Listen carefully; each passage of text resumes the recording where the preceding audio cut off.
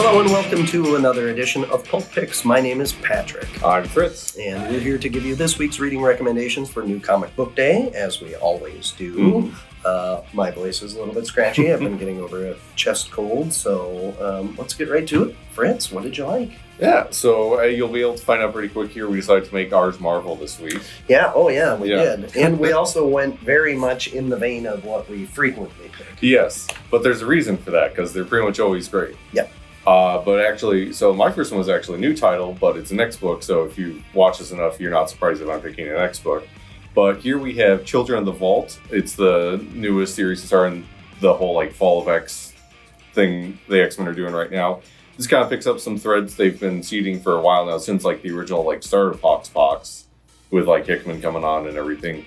So the Children of the Vault, they haven't actually been in a whole lot of comics. They originally showed up back in the Mike Carey, Chris Bachalo run in the mid 2000s. Yep. So, but in Hickman's and then Dugan's run afterwards, they've been this kind of recurring thread of just they're a threat not just to mutants but to humanity. They're basically these people who got locked in a vault that's got on an accelerated timeline thing. So a year to us is thousands of years to them. So they've just been advancing in terms of powers and technology.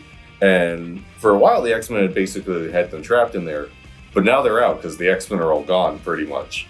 And they decided, we're going to make this our world now. And it's that typical dilemma of they seem to be doing good things. They're curing diseases, they're giving out food, they're building cities, all this stuff on the surface obviously is a good thing.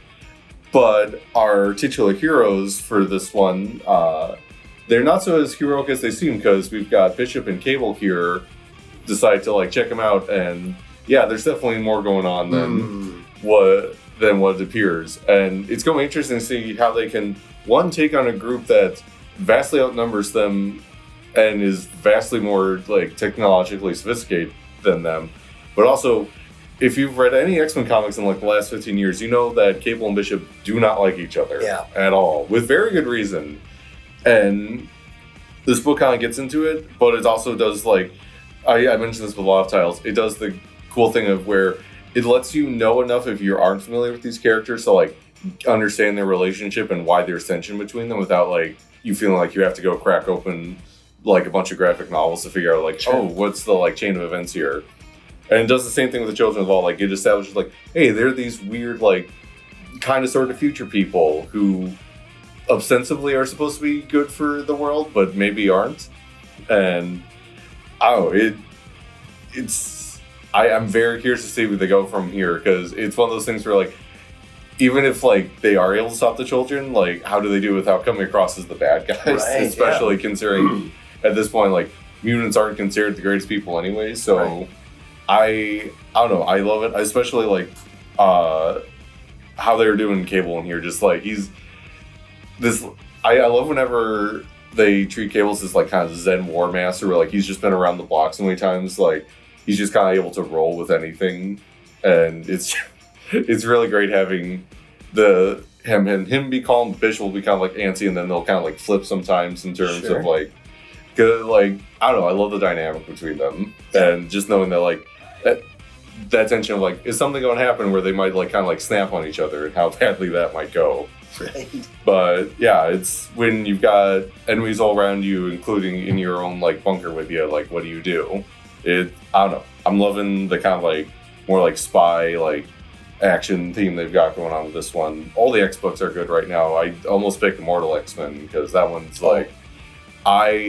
where they're going with it, I'm very scared in a good way. Yeah. But yeah, no, all the X books are good right now. Children of the Vault is a great start. I'm kind of almost sad it's only a miniseries. I feel like I'm going to say that about a lot of these new X books, but no, it's a great first start. But speaking of something that's not a start, but kind of a start, but I don't know, you go. Spider-Man. Yeah, well, so I went with Amazing Spider-Man number 31. This is Legacy number 925. That gave them the excuse to do the square bound, extra large. It's kind of an anthology book.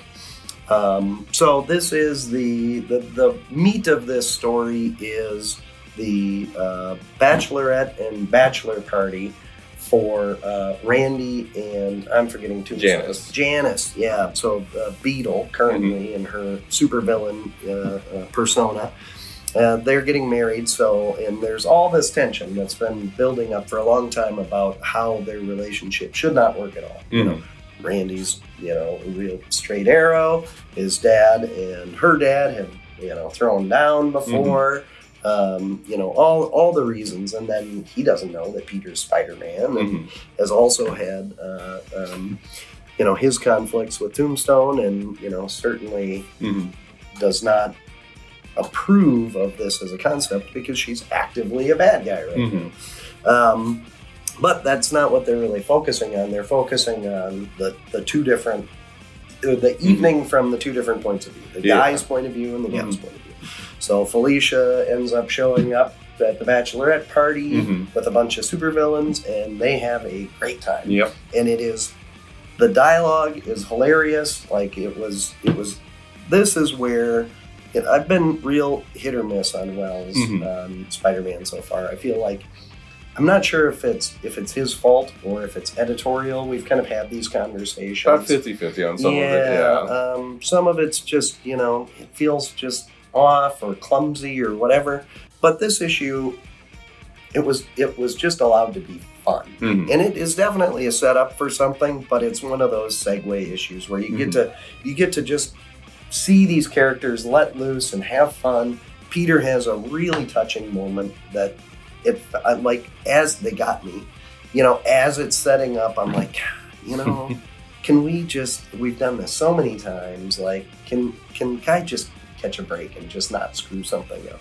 But anyway, but he does something really heartfelt and nice, and then surprise, if you invite a whole bunch of supervillains that have had turf wars with each other to a wedding, things, degrade quickly. And there's a new villain, right? I haven't seen that dude before. Yeah, I'm not sure, unless he was drawn in a completely different way. Yeah, I don't know. Some motorcycle dude. Yeah, everyone's reaction seemed to imply this was some new guy. But. Yeah, and some surprising stuff happens, and we're not exactly sure who all's behind it, but people start double-crossing each other. Again, big surprise there, but it was fun. We had a couple different artists on the lead story. John Romita Jr. did part of it. And then we were saying, who was the other one? Forgetting now. Oh, Laso. Unfamiliar with. Yeah, but really, good stuff in there. Yeah, it was really well done. We were just talking about the angles and, the camera angles. Yeah. Is kind of how they're referred to as. The panel composition. Yes, exactly. Yeah. And, setting up the point of view in where everything is at was really dynamic, and it added a lot to, particularly that kind of fun night out on the town, bachelorette party kind of thing. And actually, played with that too, with the Peter and Randy scenes were much more static, and it really added to that element of one was fun and hopping, and the other one was really boring. And it just came out really well. So it's a big issue. It's one of those where they're going to get you for $10 for it, but there's a bunch of backup stories, including some teasing a bunch. There's some stuff, I just did a quick read through now, but there's some little fun, haha side stories. There's one with a goose in there I saw. Yeah. But there's also some setting up some new storylines in other series coming up. If you're a Spider-Woman fan, I'd say get excited. Yes, we were both very excited to see that. Yes, so now we know what the story arc is going to be for that new Spider-Woman. And it's very good. So, all right, well, let's move on to our consensus pick. Yeah, so I'm pretty sure we picked the couple issues of it. One or two. Yeah. But yeah, so the new Avengers, not the new Avengers. If you know Avengers, you know what we're talking about. Yes, right. Avengers issue 4. We've got the continuing battle between them and this new group, the Ashen Combine, which are...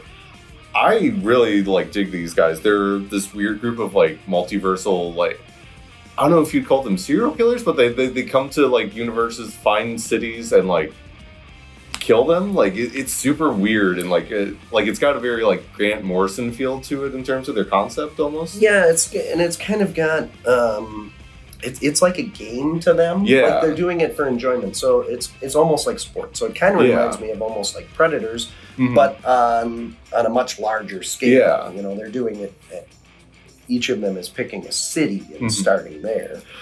And one thing I love with this issue is it really kind of, despite the fact that they essentially all have the same kind of goal, that they each have their own way of going about it and their different personalities, how they reflect that. Like, there's the one, like the one on the cover here.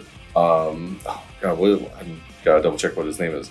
But the city maker? The City Smith. Like, City Smith, yeah. They mention how he's like, because his whole thing is he likes to like transform cities into art, which is him just like terraforming things into like horrible monstrosities. Yeah. But disturbing. They talk about how like because he's an artist, he's like super sensitive about like how people react to his stuff, and it's just the way he just like gets so mad at Iron Man for like even remotely critiquing his work is really funny. Yeah. Yeah, you know, this feels like I don't want to say a classic Avengers story, but you know, it's got the bones of that. It's a team of, you know, high-powered superheroes who sort of work together, they split off on their own, come back together. But the dynamics of the storytelling here are, I don't know, they're just more well worked through, I guess. You know, we were kind of talking about the last volume. It seemed like there were a lot of good concepts, but you know, the execution for us fell a little flat.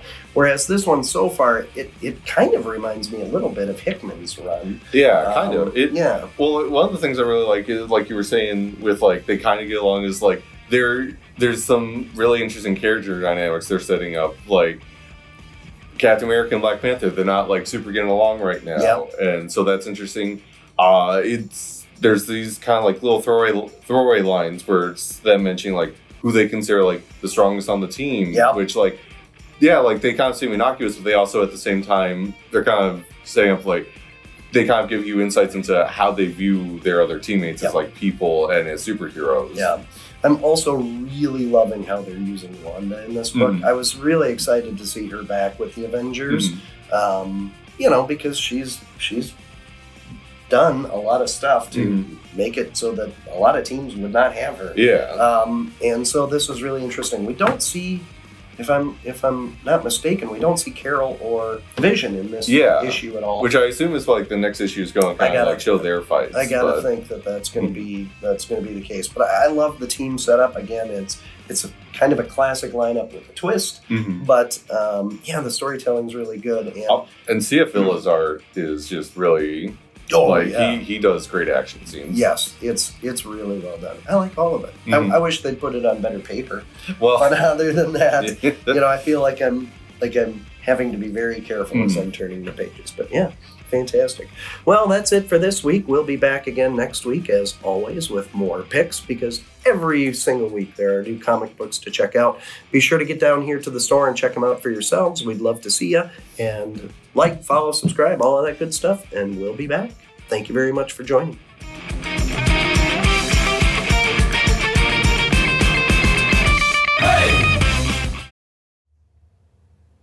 Just stare intently into the camera. Fala Magulas.